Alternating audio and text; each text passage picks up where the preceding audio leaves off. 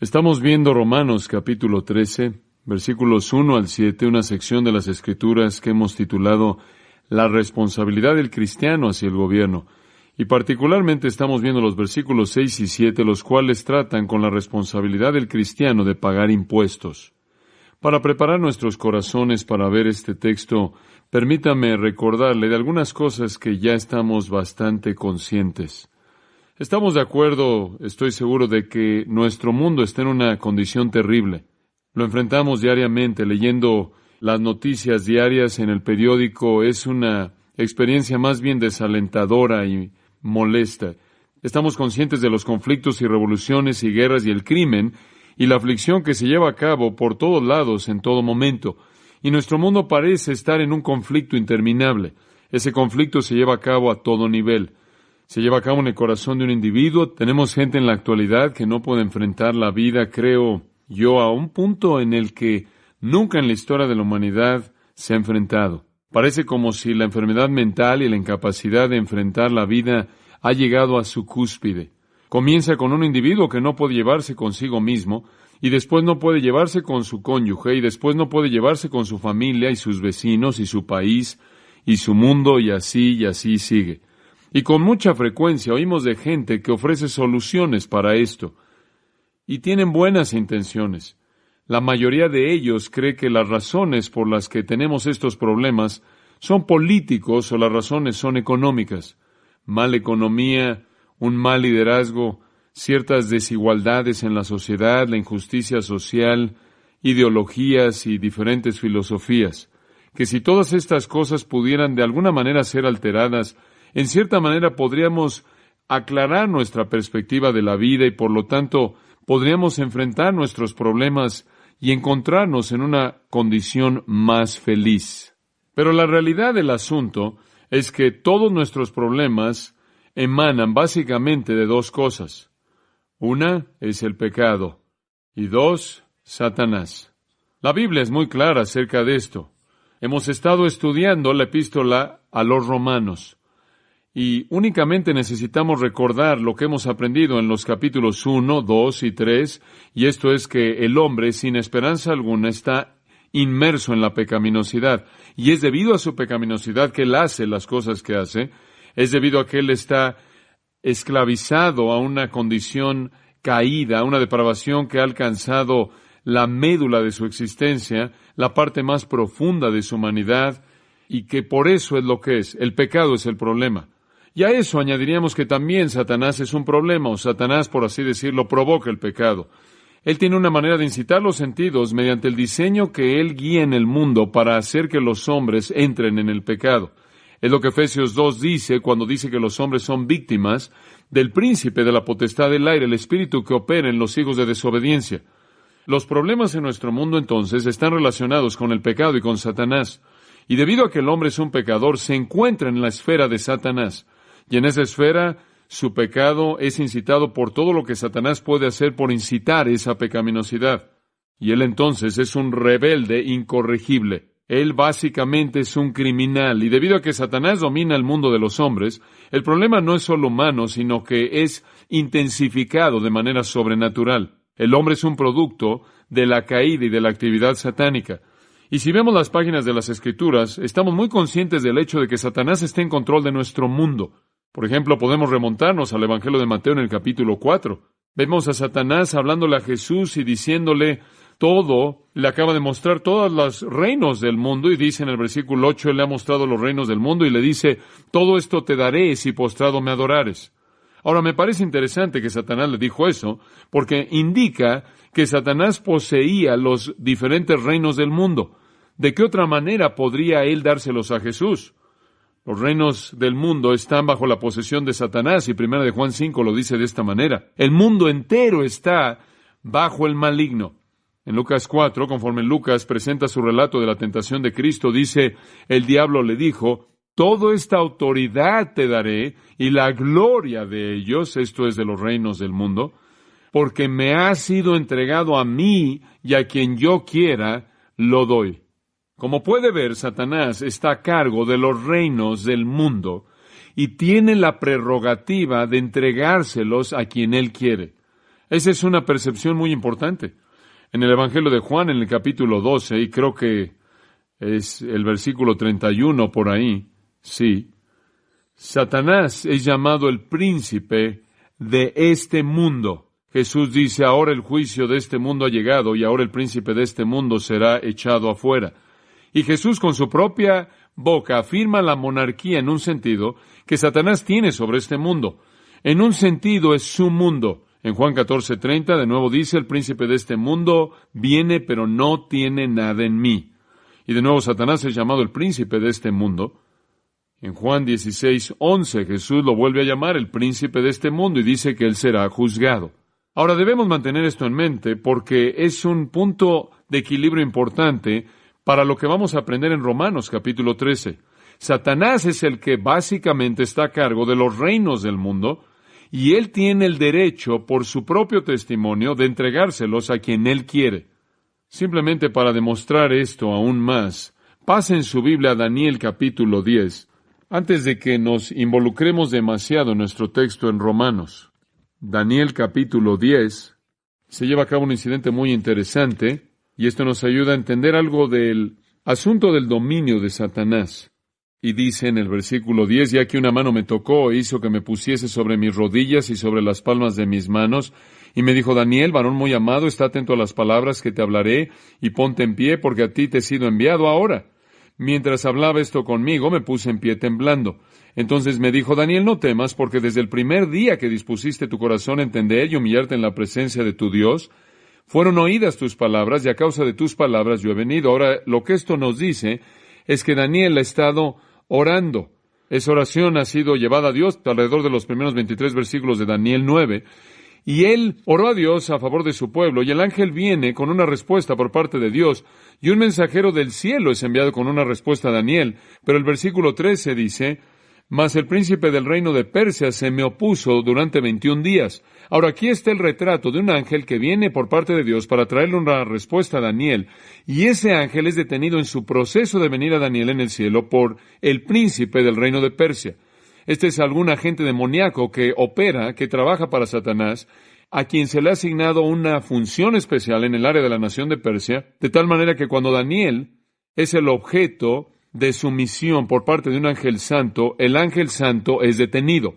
Este ángel, quien es identificado de alguna manera con la nación de Persia, detiene a este ángel santo durante 21 días hasta que Miguel, uno de los principales príncipes, vino para ayudarme, él dice. Entonces Miguel, quien siempre es visto como un superángel, es enviado a ayudar en contra de este ángel, no sea que fuera detenido más que 21 días, por parte de este ser no santo. Ahora, esto nos dice varias cosas. En primer lugar, hay un conflicto angelical, pero también nos habla del hecho de que ciertos demonios se identifican a sí mismos con ciertas naciones. Y por diseño de Satanás, funcionan al generar maldad dentro de cierta nación como esta, quien es llamado el príncipe del reino de Persia. Además, quiero que vean el Antiguo Testamento, el capítulo 14 de Isaías.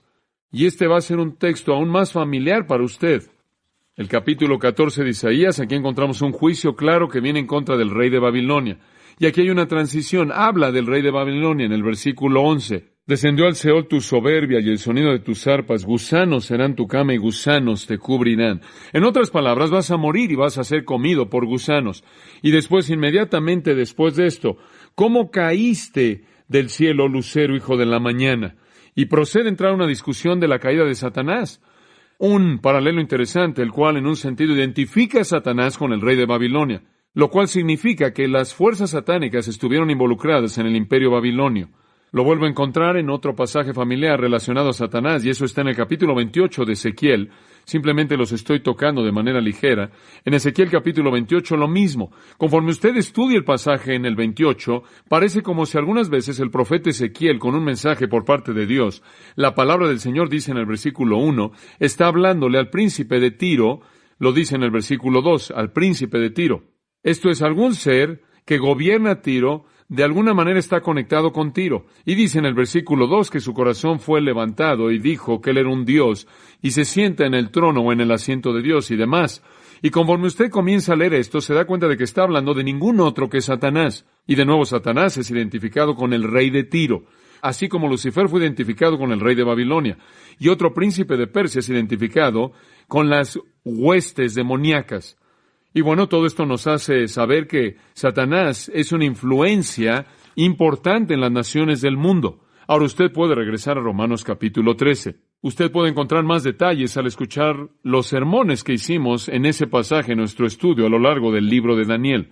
Pero Satanás es una influencia mundial que influencia individuos y sistemas de hombres. Necesitamos saber eso. Ahora, aquí está la paradoja que les estoy trayendo.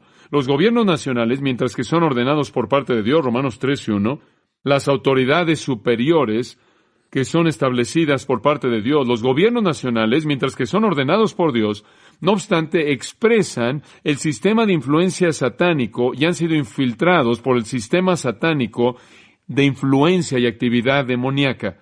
Están llenos de actividad demoníaca. Ahora están mantenidos dentro del marco de esos gobiernos y, sin embargo, en un sentido, los gobiernos mismos están bajo cierto control de Satanás también. Es una paradoja interesante. Dios ha ordenado el gobierno para la preservación del hombre, pero debido a que el hombre es básicamente malo y todo acerca del hombre es malo, su gobierno también es malo. Y Satanás está activo y operando de manera agresiva en el gobierno humano. Sin embargo, él está limitado por Dios, quien ha establecido los límites del gobierno para mantener una influencia preservadora en una sociedad humana. Entonces, las naciones del mundo, mientras que decimos que son ordenadas por Dios en cuanto a su gobierno, no estamos diciendo que necesariamente están siendo dirigidas por Dios o que reflejan la voluntad de Dios, debido a que el hombre tiene un potencial ilimitado para la maldad, incitado por el mundo y la carne. El gobierno esencialmente es una restricción, un refreno. Y Dios lo ha ordenado para refrenar la actividad satánica inherente que está dentro de un grupo de personas a nivel nacional. Usted regresa a Génesis capítulo 6 y usted lee acerca del diluvio y dice que la impiedad del hombre había alcanzado un límite absoluto y Dios entonces ahogó al mundo entero. Hubieron algunos elementos limitados del orden social antes del diluvio. No hubieron gobiernos nacionales como los conocemos en la actualidad, pero habían familias y las familias realmente eran responsables por mantener a la sociedad unida. Pero básicamente no fue suficiente y el mundo entero no tuvo refreno y Dios tuvo que ahogar al mundo entero en el diluvio. Y después de que la gente regresa del diluvio y comienza a repoblar la tierra, el Señor estableció la pena capital, la cual es el primer énfasis primordial importante de gobierno humano, debido a que se había probado por parte de la pecaminosidad del hombre que un orden social basado en el control del hombre dentro de una familia no podía manejar la sociedad y entonces Dios instituyó una autoridad gubernamental con el derecho de quitar la vida de alguien que quitaba una vida. Y claro, se desarrolló a partir de ahí.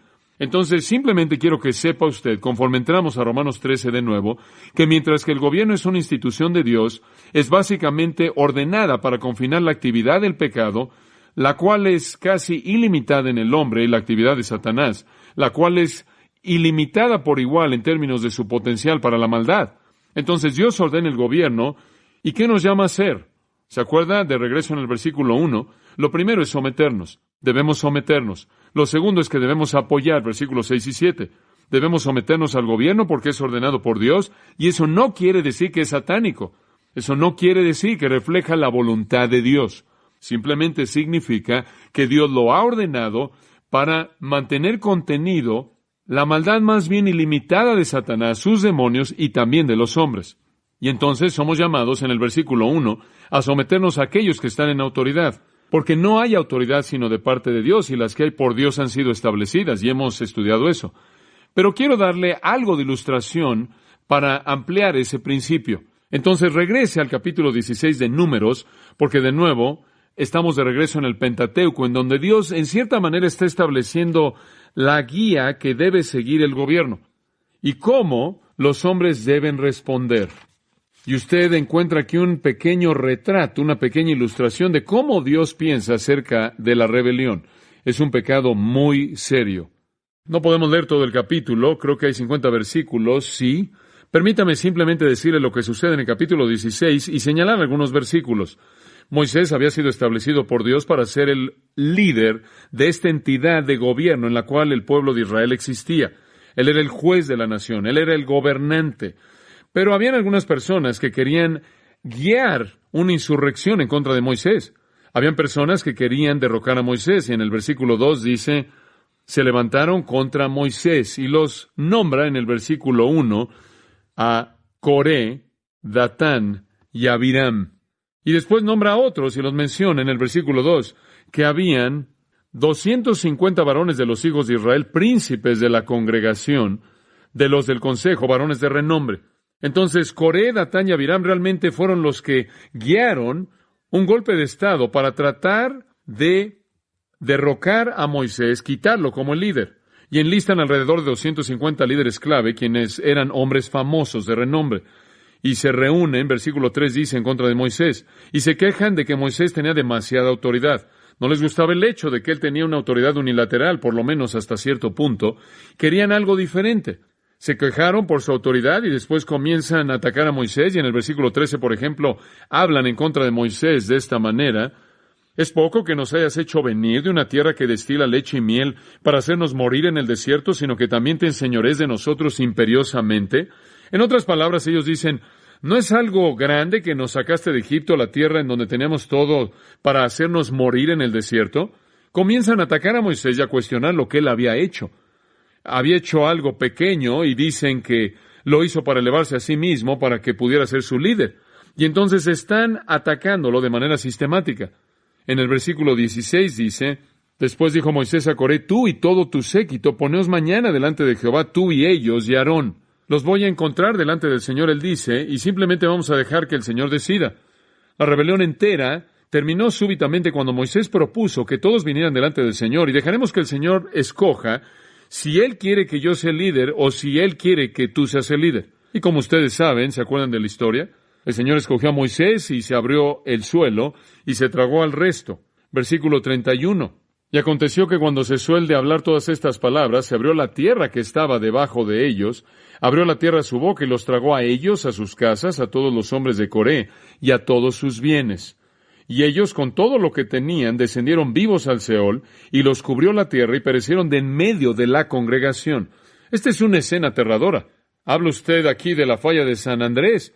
No sé lo que eso fue, fuera de que el suelo se abrió y fueron tragados y llevados a la muerte, y se cerró por encima de ellos, y dice que todo Israel, los que estaban en derredor de ellos, huyeron al grito de ellos, porque decían, no nos trague también la tierra. También salió fuego de delante de Jehová y consumió a los 250 hombres que ofrecían el incienso. Entonces, el grupo rebelde entero simplemente, de manera literal, fue consumido en un momento. Oh, Dios estaba dando una buena ilustración de lo que Él piensa acerca de la rebelión, la insurrección. Parecía como que la gente no aprendió muy bien, porque en el versículo 49 el Señor tuvo que enviar una plaga para matar a 14,700 sin los muertos por la rebelión de Coré. ¿Y sabe usted por qué? Porque al día siguiente, después de que el suelo se había tragado a estas personas, y después de que el fuego había venido y había consumido a los 250, la gente comenzó a quejarse en contra de Moisés. Se quejaron acerca del holocausto del día anterior, y se quejaron por lo que había pasado antes, el día anterior, y entonces el Señor simplemente descendió y mató a 14,700 de los quejumbrosos. Ahora el Señor estaba enseñándoles algo, y el mensaje simplemente fue este: no necesitan rebelarse contra la autoridad. Y por cierto, Moisés regresó a gobernar, a guiar después de eso. El mensaje es muy claro: debemos someternos. Ahora, veamos Romanos 13.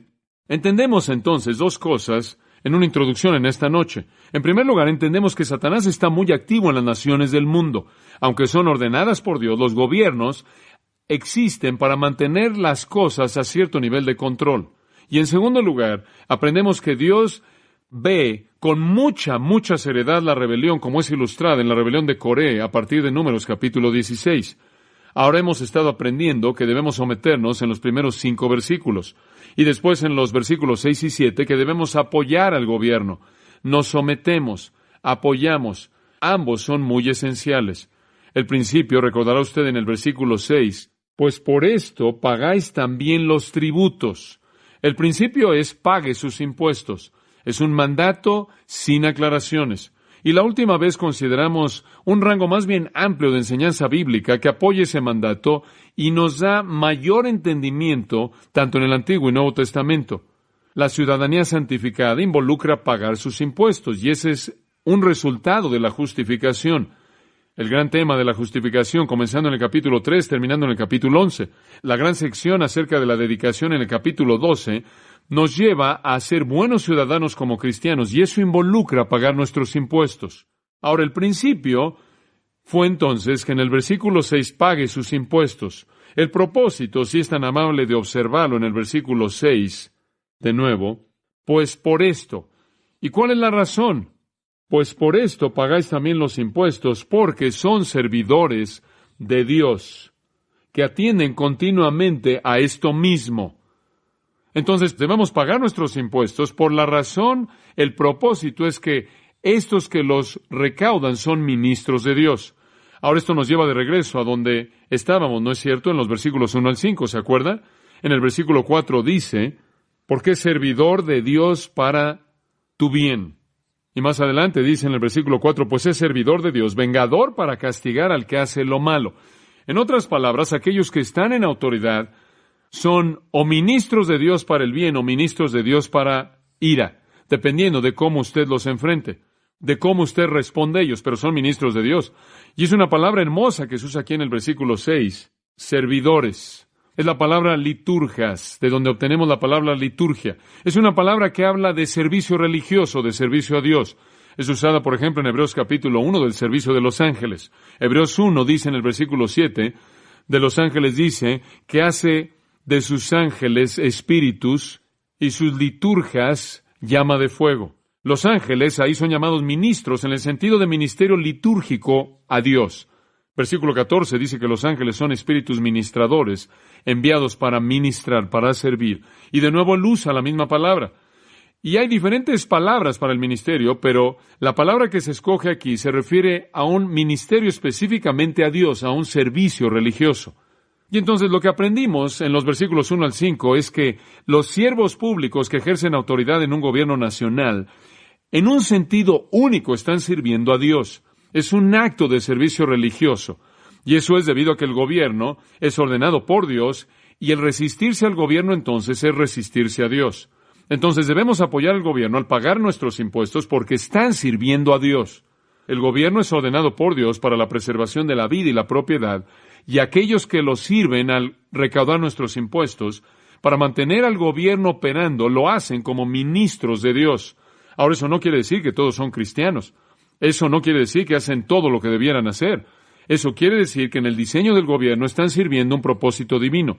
Y como Robert Culver, quien ha escrito un libro muy útil, básicamente un libro acerca del gobierno civil de acuerdo con las Escrituras, tiene la razón cuando dice esto, y cito, en donde la religión teísta se debilita, esto es donde la religión relacionada con Dios se debilita, la justicia se debilitará. Los crímenes entonces son definidos como actividad antisocial, la cual a su vez meramente es lo que la mayoría dice que funciona. Entonces el castigo parece ser el resultado de la mayoría atacando a la minoría. Y esto a su vez parece ser incoherente con los sentimientos demócratas.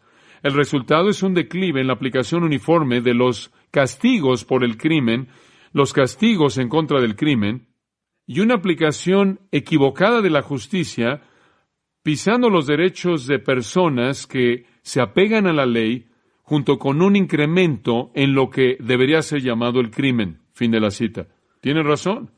Es una presentación muy clara. Tan pronto como el gobierno, tan pronto como los principios del gobierno son quitados o separados de Dios, y no es visto como un reflejo de la mente divina, entonces la justicia se debilita, y estamos viendo eso en nuestra sociedad, ¿no es cierto? Hemos visto cómo la justicia se debilita. Los crímenes ya no son definidos como crímenes, sino como conducta antisocial. Y ahora es cuestión, no una cuestión de que usted es culpable, es cuestión de que si usted tenía salud psicológica cuando lo hizo. Y la Biblia no conoce nada de eso, absolutamente nada de eso. Usted comete un crimen y paga un castigo. No importa si usted tiene salud psicológica o no. Pero ahora es un problema porque vemos el crimen como una conducta antisocial en lugar de que sea una reacción en contra de una ley santa, porque ya no tenemos un estándar santo, una norma santa. Ya no tenemos a un Dios detrás de nuestra ley. Y como resultado, simplemente como Culver dice, El castigo parece ser el resultado de la mayoría que va en contra de la minoría, y después todo el mundo quiere pelear por los derechos del criminal, y de pronto hay malas aplicaciones de la justicia y un incremento en el crimen. Estamos viviendo en el día en el que está sucediendo a nuestro alrededor. Y como puede ver, todo principio de justicia y todo principio de orden social debe ser basado en un credo, en una plataforma de cimiento de justicia. Y cuando ese cimiento de lo que está bien y lo que está mal es quitado, y todo lo que tiene usted es la opinión de la mayoría, el resultado es una pérdida de justicia. Y todo sale de control. Entonces el gobierno realmente debe ser gobierno. No solo como servicio a Dios, sino gobierno a la luz de los estándares que Dios ha establecido. Debido a este propósito divino que está detrás del gobierno, debemos hacer lo que podamos por mantener un estándar piadoso. Y esa es la razón por la que nos preocupa la moralidad de nuestra época y buscamos confrontarlo cuando comienza a declinar porque perdemos nuestro cimiento. Pero la realidad es que aun cuando el gobierno abandona el cimiento divino y bíblico o lleva a ordenar hacer lo mismo, debemos someternos y apoyar con nuestros impuestos. Entonces el apóstol Pablo, como usted puede ver, está sacando el cristianismo de la actitud de rebelión judaica que dice vamos a rebelarnos contra el gobierno, y muestra que los cristianos están unidos por un compromiso en común para ser modelos de orden y de paz. Y así lo eran en la primera iglesia. A pesar de los gobiernos hostiles y los gobiernos que los perseguían, los cristianos mantuvieron un testimonio maravilloso de integridad al someterse al gobierno y pagar sus impuestos. Hubo un hombre que vivió alrededor del 100 al 163 después de Cristo, llamado Justino Mártir. Él es bien conocido y muy leído entre los teólogos. Y algo en particular, una cosa en particular que él escribió, lo cual es llamada su apología, él dijo lo siguiente, y cito, él estaba hablando como cristiano: a donde quiera que nosotros, de manera más radical que todos los hombres, nos esforzamos por pagar a aquellos que son establecidos por ustedes, tanto los impuestos ordinarios como extraordinarios, lo hacemos como hemos sido enseñados por Jesús. Adoramos solo a Dios, pero en otras cosas, con gusto los serviremos a ustedes, reconociéndolos como reyes y gobernantes de hombres y orando que, con su poder real, puedan ser hallados también como poseedores de juicio sano. Fin de la cita. Ahora esa es la actitud cristiana. Adoramos a Dios, pero apoyamos también a nuestro gobierno. Tertuliano, quien fue un teólogo de Cartago, vivió en el 160 o hasta el 230 después de Cristo, escribió esto, y cito, sin cesar por todos nuestros emperadores ofrecemos oración. Oramos porque se les prolongue la vida, por seguridad para el imperio, por protección para la casa imperial, por ejércitos valientes, por un senado fiel, por un pueblo virtuoso, por un mundo que esté en reposo, sea lo que el hombre o César o nuestro emperador desee. El emperador es llamado por el Señor a su oficio, a su posición. Fin de la cita. ¡Qué actitud! Inclusive en una época en la que el imperio era hostil hacia los cristianos. Hacia el fin del siglo I, un líder en la iglesia romana, recordando la persecución de Nerón, oró de una manera como para revelar la actitud de los cristianos en ese entonces. Y su oración es una oración hermosa. Escúchela. Y cito, guía nuestros pasos para caminar en santidad y justicia y en un corazón devoto y para hacer esas cosas que son buenas y aceptables a tu vista y a la vista de nuestros gobernantes. Sí, Señor. Causa que tu rostro brille en nosotros en paz para nuestro bien, para que podamos ser cobijados por tu mano poderosa y librados de todo pecado por tu brazo estirado. Líbranos de aquellos que nos odian equivocadamente. Da concordia y paz a nosotros y a todos los que moran en la tierra, como lo hiciste a nuestros padres cuando invocaron tu nombre en fe y verdad con santidad. Mientras que rendimos obediencia a ti, al Todopoderoso, y a tu nombre excelente, y a nuestros gobernantes y líderes terrenales. Y continuó orando, tú, oh Señor y amo, les has dado el poder de soberanía a través de tu poder excelente e inexpresable, para que nosotros, conociendo la gloria y honra que tú les has dado, nos sometamos a ellos y en nada resistamos tu voluntad. Concédeles, por lo tanto, hablando de los líderes, oh Señor, salud, paz, concordia y estabilidad, para que ellos, sin fallar, administren el gobierno que tú les has encomendado. Porque tú, oh amo celestial, Rey de las edades, das a los hijos de los hombres gloria y honra y poder sobre todas las cosas que están en la tierra.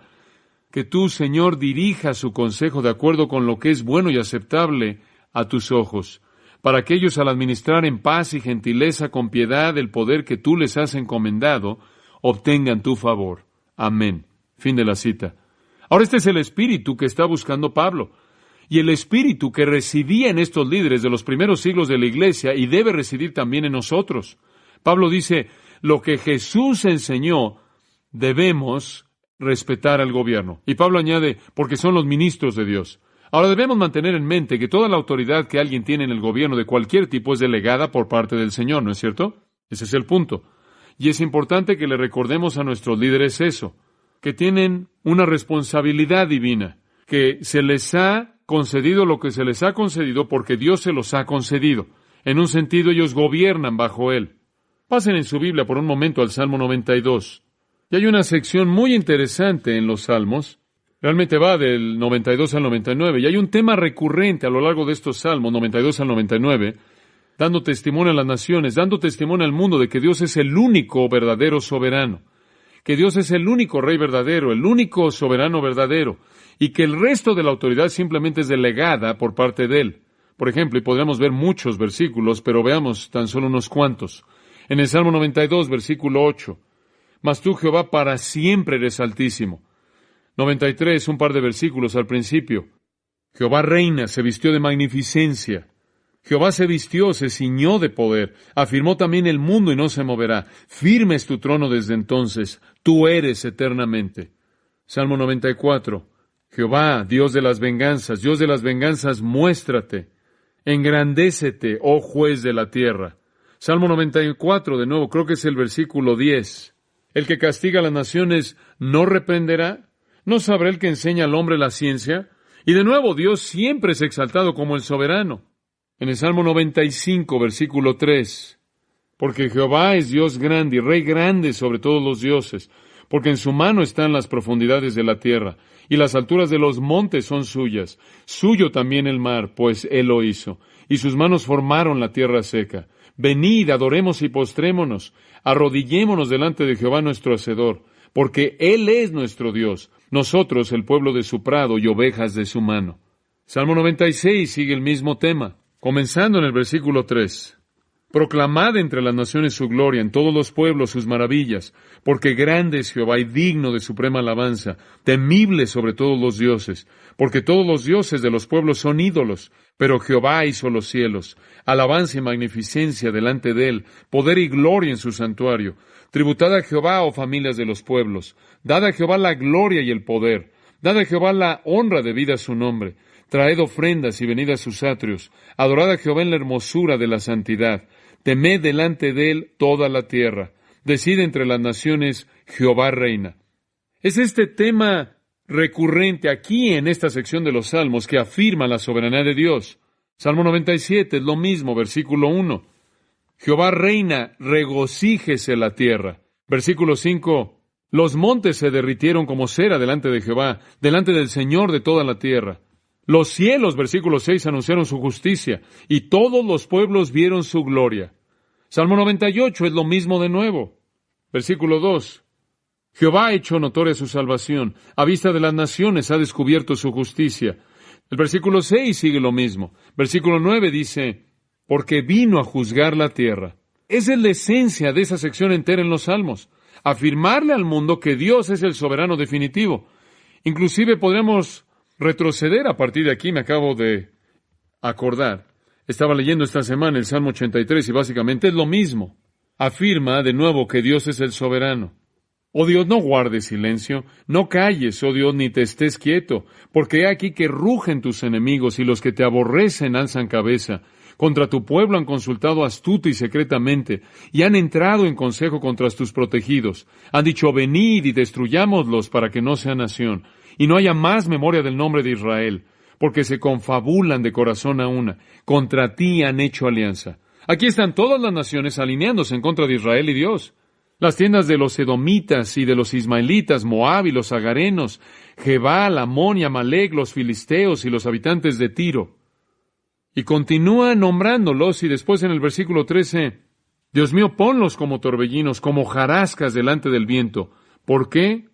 Sean afrentados, versículo 17, y turbados para siempre, sean deshonrados y perezcan, y conozcan que tu nombre es Jehová, tú solo Altísimo sobre toda la tierra. ¿Se da cuenta? Es Dios quien es el soberano definitivo. ¿Se acuerda usted también cuando piensa en ese versículo en el Salmo 83 de la maravillosa profecía de Daniel? En donde Daniel viene a Nabucodonosor en el capítulo 4, versículo 32, y le dice, y de entre los hombres te arrojarán, y con las bestias del campo será tu habitación, y como a los bueyes te apacentarán, y 7 tiempos pasarán sobre ti, hasta que reconozcas que el Altísimo tiene el dominio en el reino de los hombres, y lo da a quien Él quiere. ¿Se da cuenta? Nabucodonosor pensó que era invencible. Pensó que él había alcanzado su propio reino por su propio poder y sabiduría, y él iba a aprender una lección al ser un maníaco viviendo como un animal. Su cabello iba a crecer como plumas de aves, y sus uñas iban a ser como garras de águila. Él aprendería que Dios da y Dios quita el reino de acuerdo con su voluntad. Y vuelve a aparecer en el capítulo 5, versículo 21. Hasta que reconoció que el Altísimo Dios tiene dominio sobre el reino de los hombres y que pone sobre él al que le place. Si una persona está en una posición de autoridad, es porque Dios le ha delegado ese derecho. Y es un privilegio divino, es una ocupación divina. Entonces, por un lado, quiero presentar esto para su mente en esta noche. Hemos estado diciendo a lo largo de este estudio que debemos someternos al gobierno. Y en esta noche, quiero voltear la situación un poco y decir que el gobierno tiene que despertar para entender cuál es su llamado. Y su llamado es una representación divinamente designada por parte de Dios en la sociedad humana. Necesitan saber eso. Esa es una gran responsabilidad. Todos los gobernantes entonces tienen autoridad delegada por parte de Dios. Y entonces, si usted regresa, si es tan amable, a Romanos capítulo 13, él dice, son servidores de Dios que atienden continuamente a esto mismo. ¿Qué es esto mismo? El servicio de gobernar, el servicio de guiar a la gente, de protegerlos, de recaudar sus impuestos, de cumplir con su deber.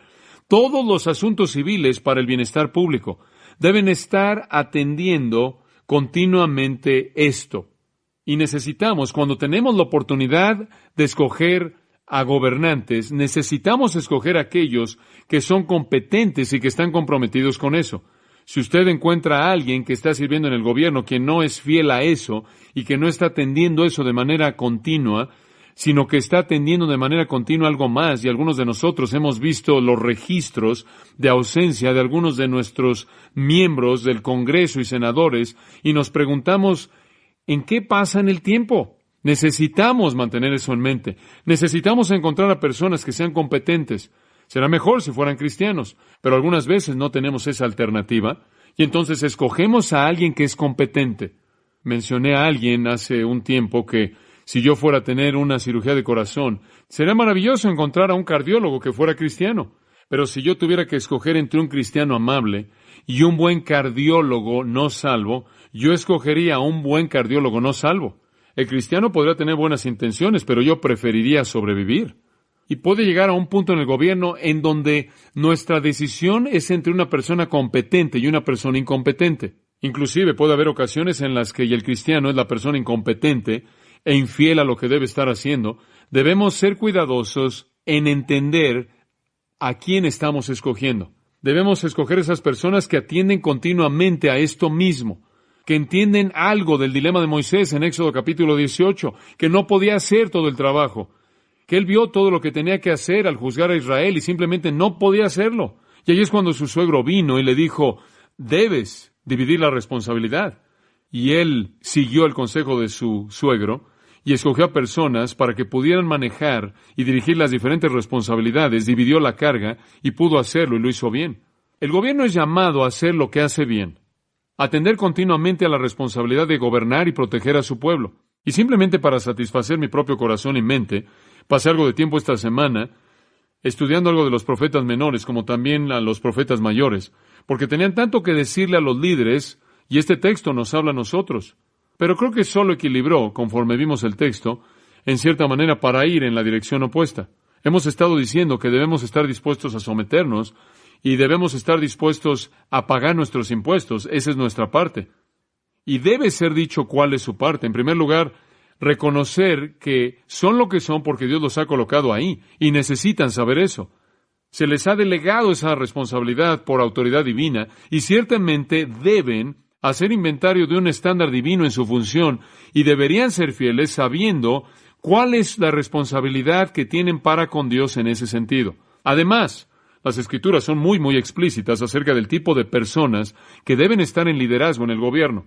Y si usted lee los profetas, sea que esté leyendo Isaías, Jeremías, Ezequiel, Daniel, o sea que esté leyendo a Oseas, Joel, Amós, Abdías, Jonás, Miqueas, Nahum, Habacuc, Sofonías, Ageo, Zacarías o Malaquías, sea que esté leyendo a todos esos profetas o no, encontrará conforme usted lea a lo largo de esos profetas que ellos no solo le hablaron a Israel, sino a todas las naciones que estaban alrededor de Israel. Estaban llamando a los líderes de todas las naciones diversas a conformarse a un estándar divino. No solo fue Israel, no en absoluto. Por ejemplo, veamos algunos de los profetas. Vaya usted a Jeremías capítulo 1. Y solo quiero darle algunos principios que necesitamos presentarle a nuestros líderes si van a ser fieles en cumplir su parte de la responsabilidad. En Jeremías capítulo 1 quiero que observe el versículo 9 y 10. Y extendió Jehová su mano y tocó mi boca, Jeremías dijo, y me dijo Jehová, he aquí he puesto mis palabras en tu boca. Ahora escucha el siguiente versículo. Mira que te he puesto en este día sobre Israel. ¿Es eso lo que dice? ¿Qué dice? Sobre naciones y sobre reinos, para arrancar y para destruir, para arruinar y para derribar, para edificar y para plantar. En otras palabras, el mensaje de Jeremías iba más allá que tan solo Israel. Dios demandó cosas de todos los líderes nacionales, no solo los que estaban en Israel. Y entonces no solo fue con Jeremías, sino con muchos de los otros profetas. ¿Y qué es lo que Dios demanda de los líderes de las naciones? Permítame darle una pequeña lista. En primer lugar, Él demanda que ellos sepan que sirven un propósito divino. Eso es lo que he estado diciendo. Él demanda que ellos sepan que sirven un propósito divino. Fue Dios quien le dijo a Nabucodonosor, tú vas a aprender de manera dura que Dios es el Altísimo, quien da el reino a quien Él quiere. Y yo creo que cualquier gobernante, del presidente hacia cualquier miembro del Congreso o del Senado, necesita saber que su responsabilidad es un privilegio dado por Dios. Ellos necesitan saber eso.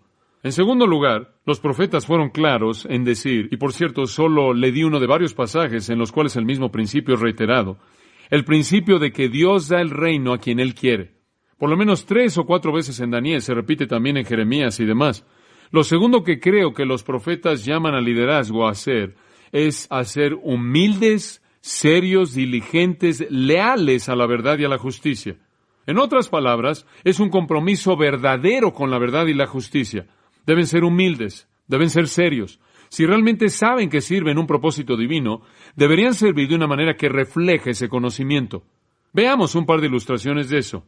Isaías capítulo 3 es una muy útil. Y aquí Isaías está dando profecías en contra de las naciones, desde el capítulo 13 hasta los capítulos 20 de Isaías. Él está profetizando hacia las naciones, y en particular aquí a Babilonia, una nación pagana.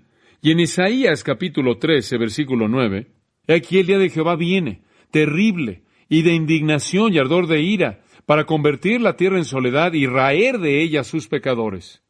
Versículo 11, y castigaré al mundo, no solo a Babilonia, sino aún más allá de ella, por su maldad, y a los impíos por su iniquidad, y haré que cese la arrogancia de los soberbios, y abatiré la altivez de los fuertes.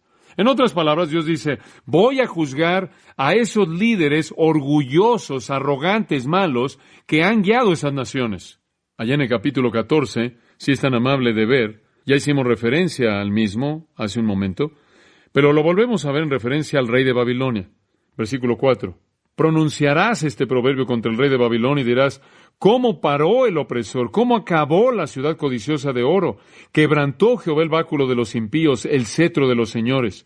Él quería a los pueblos con furor, con llaga permanente. El que se enseñoreaba de las naciones con ira y las perseguía con crueldad. En otras palabras, Dios ha venido con juicio arrollador en contra del rey y los líderes. ¿Por qué? Versículo 11. Descendió al Seol tu soberbia. En lugar de ser humilde, el líder fue orgulloso y es caracterizado como Lucifer. Él dice en su corazón, subiré al cielo, en lo alto, junto a las estrellas de Dios levantaré mi trono, y en el monte del testimonio me sentaré. En otras palabras, no hay lugar en el gobierno para la ambición y el orgullo, y la búsqueda de intereses personales y demás. Daniel reprendió a Nabucodonosor por su orgullo en Daniel 4, 25 y 26. Él reprendió a Nabucodonosor en Daniel 4, 27 por oprimir a los pobres. Él pronunció juicio en contra de Belsasar por el orgullo y por no glorificar a Dios. Como puede ver, Dios condena a los líderes más allá de Israel. Ahora, lo que estoy diciendo es esto. Yo creo que mientras que nos sometemos a nuestros gobernantes son llamados a rendir cuentas también a Dios. Y yo creo que mientras que estamos dispuestos a someternos, también tenemos que estar dispuestos a confrontar su maldad si, de hecho, necesita ser confrontada, en una voz profética, de una manera profética. Entonces vamos a ser fieles y vamos a ser el tipo correcto de ciudadanos y vamos a someternos. Pero cuando hay una cuestión de moralidad y maldad y vicio, impiedad y de búsqueda personal y demás, yo creo que debemos adoptar una voz profética. Hay un tercer principio que los profetas presentan en referencia a este asunto de gobernar. Y es que los profetas enseñan que deben mantener el orden mediante una aplicación justa y firme de la ley. Los profetas condenan a las naciones por no aplicar la ley. En otras palabras, el dejar que la gente se salga con la suya en el área del crimen sin castigarlos. Y usted ve esto en particular en la profecía de Jeremías. Hay algunas indicaciones fascinantes de esto en Jeremías. Quizás, por causa de tiempo, veamos Jeremías capítulo 34, versículo 8, y veamos esto simplemente de manera breve. Palabra de Jehová que vino a Jeremías, después que Sedequías hizo pacto con todo el pueblo de Jerusalén para promulgarles libertad, que cada uno dejase libre a su siervo y a su sierva, hebreo y hebrea, que ninguno usase a los judíos, sus hermanos, como siervos. En otras palabras, hubo un pacto y un decreto hecho para liberar a estas personas. Pero el versículo 11 dice, pero después se arrepintieron, e hicieron volver a los siervos y a las siervas que habían dejado libres, y los sujetaron como siervos y siervas. Ahora el pueblo debía liberar a sus siervos, y no lo hicieron. Los volvieron a ser siervos. Y el resto de la historia relata el hecho de que no se aplicó el pacto, no se aplicó la ley. Y debido a eso, debido a que no hubo aplicación, debido a que nadie, incluyendo el rey, jamás dijo, esto no está bien, debemos hacer que esto esté bien. Dios dice en el versículo 16, habéis profanado mi nombre, voy a juzgarlos. En el versículo 22, mandaré yo, dice Jehová, y los haré volver a esta ciudad, y pelearán contra ella, y la tomarán, y la quemarán con fuego, y reduciré a soledad las ciudades de Judá hasta no quedar morador. Una de las razones por la terrible cautividad que vino fue debido al hecho de que no estaban aplicando la ley, no estaban aplicando los pactos que ellos habían hecho. Los líderes son responsables de aplicar la ley de manera firme y justa. Lo cuarto que veo en los profetas, y ya hicimos referencia a esto hace un momento, es el hecho de que los líderes no deben buscar su propio bienestar. No deben estar preocupados por su propio bienestar, su propia posición. Jeremías 22:13. Ay del que edifica su casa sin justicia, y sus alas sin equidad, sirviéndose de su prójimo de balde y no dándole el salario de su trabajo. Que dice, edificaré para mí casa espaciosa y salas airosas, y le abre ventanas y la cubre de cedro y la pinta de bermellón. ¿Reinarás porque te rodeas de cedro? ¿No comió y bebió tu padre e hizo juicio y justicia y entonces le fue bien? Este es el mensaje al malvado, al impío Joaquín. Él juzgó la causa del afligido y del menesteroso, y entonces estuvo bien. ¿No es esto conocerme a mí, dice Jehová? Mas tus ojos y tu corazón no son sino para tu avaricia, y para derramar sangre inocente, y para opresión, y para hacer agravio. En otras palabras, cuando usted tiene un líder que es avaro, y egoísta, y violento, y opresivo, el juicio de Dios cae. No deben buscar su propio bienestar a expensas de otros. Hay líderes por todo el mundo que hacen eso. Están bajo la condenación de las Escrituras. Además, otra cosa que los profetas presentaron claramente es que los líderes deben ser compasivos con los necesitados. Debe caracterizar a aquellos que están en una posición oficial que cuiden de personas que tienen necesidades. Y usted literalmente encuentra esto a lo largo del mensaje de los profetas. Una gran preocupación por las personas necesitadas. Isaías 10:1. Ay de los que dictan leyes injustas y prescriben tiranía, para apartar del juicio a los pobres y para quitar el derecho a los afligidos de mi pueblo, para despojar a las viudas y robar a los huérfanos. Israel tuvo líderes que eran increíblemente brutales, quitándole cosas a la gente que no tenía absolutamente nada, privando a los pobres y a los necesitados y demás. Amós capítulo 2, versículos 6 y 7 habla de lo mismo, y también lo hacen otros profetas menores. Entonces, ¿qué estamos diciendo? ¿Qué debe hacer un líder fiel?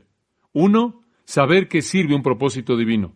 2, ser humilde, serio, diligente y leal a la verdad y a la justicia. 3, asegurarse que mantiene el orden con un compromiso justo y firme con la aplicación de la ley.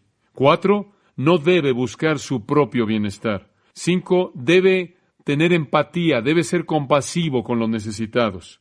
6, y podríamos añadirlo de manera muy cercana al último, debe tratar a otros con amabilidad. Debe haber un espíritu y una actitud de decencia básica hacia la gente. Y claro que esto es violado por los tiranos del mundo, los déspotas, los asesinos que siguen por este camino. Amós tuvo tanto que decir acerca de eso. Eso es expresado en el versículo 13 de Amós 1. Es increíble. Abrieron a las mujeres de Galaad que estaban encintas. Encontraron a mujeres embarazadas y simplemente abrieron sus vientres, cosas horrendas, ni siquiera decencia básica. Un séptimo, deben hablar la verdad. Los líderes deben hablar verdad. Dios odia los labios mentirosos. Y en Amós capítulo 2, versículo 4, por 3 pecados de Judá y por el 4º no revocaré su castigo. Él dice, voy a castigar a Judá. ¿Por qué? Porque menospreciaron la ley de Jehová y no guardaron sus ordenanzas y les hicieron errar sus mentiras, en pos de las cuales anduvieron sus padres. Prenderé, por tanto, fuego en Judá, el cual consumirá los palacios de Jerusalén. Y él está preocupado de manera particular con condenar a los líderes por sus mentiras, sus lenguas mentirosas. Y después una más, deben implementar la moralidad pública. Los líderes que sirven continuamente en una autoridad delegada por parte de Dios, para poder ser fieles a la tarea, deben implementar una moralidad pública. Y los vemos fallando tanto en nuestro día. Dios envió a Jonás a Nínive y dijo, clama en contra de esa ciudad, porque su iniquidad, su impiedad es grande ante mí. Dios condenó a esa ciudad y a todos sus líderes por tolerar la impiedad, y Dios vino con una promesa de juicio devastador si esa ciudad no se arrepentía. Usted ve Isaías 13, 14, 15, hasta el capítulo 23, creo que es, y usted encuentra que en toda esa sección entera hay un clamor contra los líderes por no llamar al pueblo a un estándar moral elevado. Entonces, las Escrituras presentan cosas muy específicas que los líderes deben hacer y en las que deben involucrarse. Pero ese es otro estudio entero. Realmente podríamos involucrarnos profundamente en eso, pero únicamente se las acabo de sugerir. Esas son cosas que Dios demanda de los líderes. Permítame repasarlas brevemente para que las tenga en mente.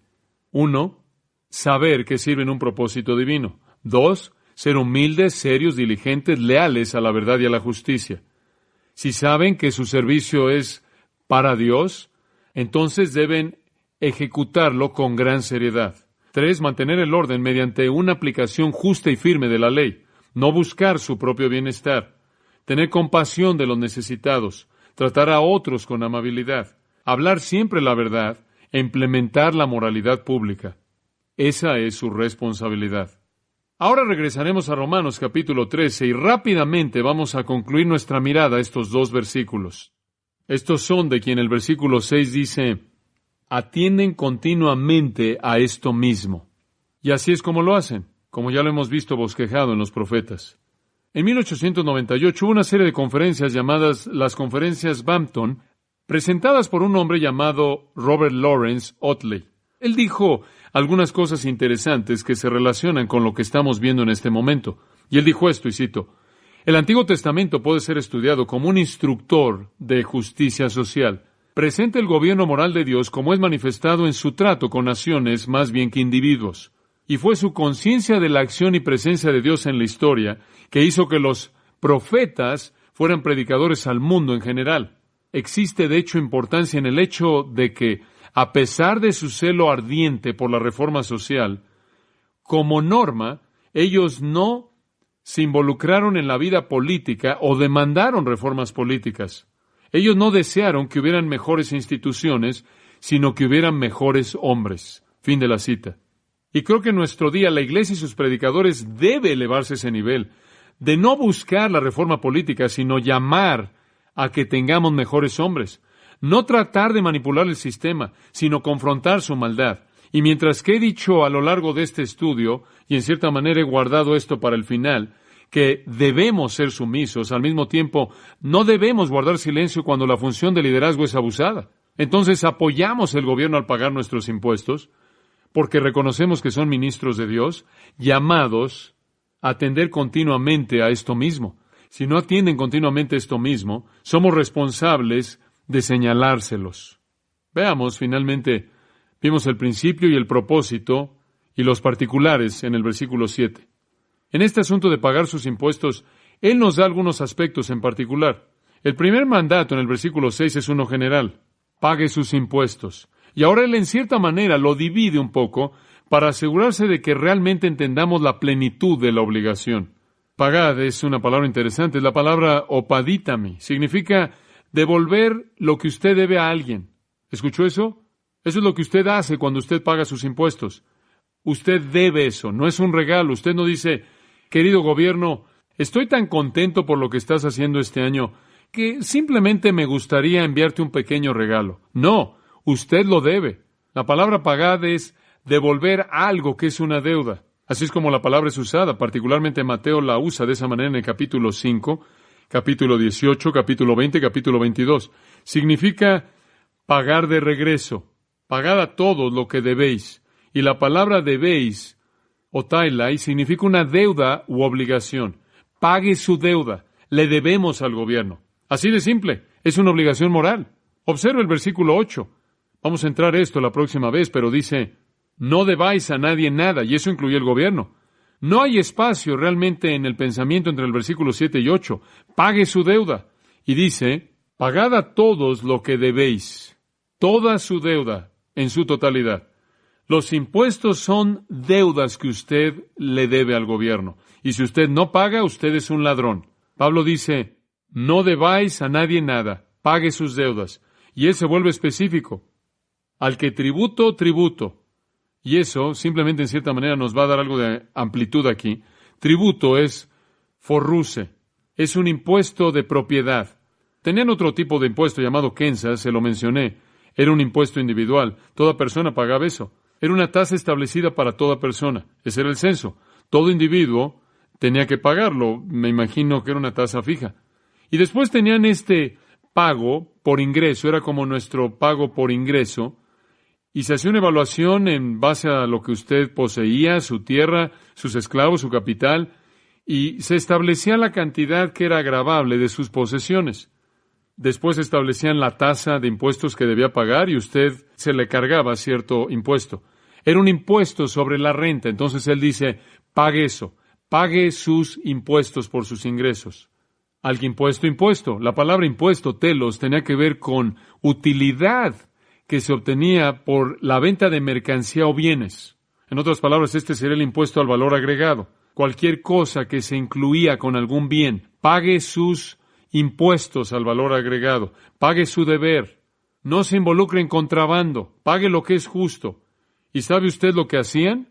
Ellos establecían a recaudadores de impuestos en las encrucijadas de los caminos, y cuando usted estaba viajando de un lugar hacia otro, eso es lo que Mateo hacía, se sentaba ahí en la encrucijada recaudando impuestos de personas que transferían bienes de aquí a allá.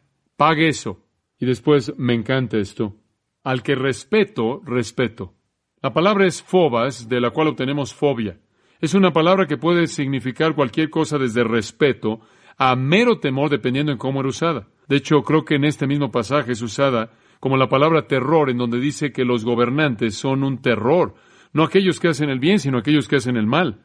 Allá atrás en el versículo 3. Esa es la misma palabra phobas. Entonces puede significar cualquier cosa desde terror a respeto. Significa respeto aquí. En otras palabras, usted debe tener un respeto saludable hacia las personas que recaudan sus impuestos. Un respeto saludable hacia sus líderes, y ese respeto saludable se traduce en darles lo que usted les debe, reconociendo que ellos tienen un derecho a eso por el servicio que ellos han prestado. Primera de Pedro 2:17 dice: honrad a todos, amad a los hermanos, temed a Dios, honrad al rey, someteos a vuestros amos, y demás. Honrad a todos, amad a los hermanos, temed a Dios, honrad al rey. Muéstreles respeto por la posición de autoridad que poseen. Y después él llega a la última. Al que honra, honra. Y esa es una palabra interesante, time. Algunas veces significa dinero. Denles dinero a quien se les debe el dinero. Puede significar, eso es lo que significa. También puede significar de nuevo respeto. Entonces quizás es mejor ver aquí como si él tuviera dos palabras. Uno es impuesto, el otro deber. Impuesto sobre la renta por el ingreso, deber. Y después dos palabras que demuestran actitud. Paguen sus impuestos, paguen su deber y tengan respeto y muestren honra. La honra aquí es una actitud de respeto, una actitud que dice esto es lo correcto, implica el pago de dinero. Observen una ilustración que es perfecta porque él usa la misma palabra. Primera de Timoteo 5, los ancianos que gobiernan bien sean tenidos por dignos de doble time, misma palabra, doble honor. Un anciano que gobierna bien debe ser digno de doble honor. ¿Cuál es el doble honor? Bueno, primero, no pongáis, la Escritura dice, no pongáis bozal al buey que trilla. En otras palabras, si usted espera que un buey pise el grano, más vale que lo alimente, ¿verdad? Entonces está diciendo, en primer lugar, si tienes un anciano que gobierna bien, págale dinero. Y después, versículo 19 dice, y otra vez, contra un anciano no recibáis acusación. Y eso significa, muéstrale respeto. Entonces, la doble honra es el dinero y el respeto. Le damos el dinero y el respeto. No vamos a jugar a los favoritos en el caso de 1 Timoteo, y él procede a decir, si él peca, repréndelo delante de todos. No estamos hablando de quedar bien con alguien, sino de doble honra sería respeto y dinero. Darles dinero cuando se les debe y darles respeto. Entonces, como cristianos, somos llamados a pagar nuestros impuestos, a respetar a nuestros líderes, a darles la honra que se les debe. Entonces, debemos hacer las cosas que están bien en términos de dar honra a quien se le debe honra y respeto a quien se le debe respeto, pagando nuestros impuestos y nuestro deber y viviendo como los cristianos deben vivir para la gloria de nuestro Señor. Quiero cerrar nuestra pequeña serie leyéndoles algo que creo que es tan maravilloso. Escúchelo. Simplemente, en cierta manera, resume todas nuestras obligaciones como cristianos hacia el gobierno. Fue escrito hace mucho tiempo atrás. Es llamado la Epístola de Diaconatus. Viene de los primeros años del cristianismo y está citado en una edición católica de los Padres de la Iglesia, una nueva traducción. En el 5º capítulo de este documento tan interesante, nos ayuda a entender algo de los primeros cristianos y cómo vivían. Me pareció fascinante. Aquí está una persona evaluando a los cristianos en los primeros años de la iglesia cristiana. Escuche lo que dice al describir a los cristianos. Y cito, los cristianos no son diferentes del resto de los hombres en su nacionalidad, en sus palabras o costumbres. No viven en estados propios, ni usan un idioma especial, ni adoptan una manera de vivir peculiar. Su enseñanza no es el tipo de enseñanza que podrá ser descubierta por la sabiduría o la reflexión de meros hombres que están activos mentalmente. De hecho, no son sobresalientes en el aprendizaje humano como los otros. Sea que la fortuna les ha dado un hogar en una ciudad griega o extranjera, siguen la costumbre local en asuntos de vestido, comida y manera de vivir. Sin embargo, la identidad de la cultura que revelan es maravillosa y debe ser reconocida como fuera de lo común. Viven cada uno en su tierra natal, pero si realmente como si ahí no estuvieran en casa. Comparten todos los deberes como ciudadanos y sufren todas las dificultades como los extraños. Toda tierra extranjera para ellos es su casa y toda casa es una tierra extranjera. Se casan como el resto de los hombres y tienen hijos, pero no abandonan a los bebés que nacen. Comparten cosas en común, pero no una cama en común. En la carne, por así decirlo, no viven según la carne. Obedecen las leyes que hacen los hombres, pero sus vidas son mejores que las leyes. Aman a todos los hombres, pero son perseguidos por todos. Son desconocidos, sin embargo, son condenados. Son desconocidos, sin embargo, son condenados, sí. Son matados, sin embargo, están más vivos que nunca. Son pordioseros, sin embargo, hacen ricos de muchos. Carecen de todas las cosas, sin embargo, abundan en todas las cosas. Son deshonrados, sin embargo, se glorían en esa deshonra. Son maldecidos, sin embargo, son defendidos. Son calumniados, sin embargo, ellos bendicen. Sufren insultos, sin embargo, respetan. Hacen bien. Son castigados con los impíos. Cuando son castigados, se regocijan como si estuvieran obteniendo más de la vida. Son atacados por los judíos como gentiles y perseguidos por los griegos. Sin embargo, aquellos que los odian no pueden dar una razón por su odio. Fin de la cita. Qué testimonio, ¿no es cierto? Para aquellos que viven como Dios quiere que vivan en una sociedad humana. Padre de gracia, gracias por el privilegio de servirte y representarte en este mundo. Bendecimos tu nombre. Ayúdanos a ser el tipo de cristianos que llame la atención del mundo. Te damos gracias por el privilegio. En el nombre de Cristo. Amén.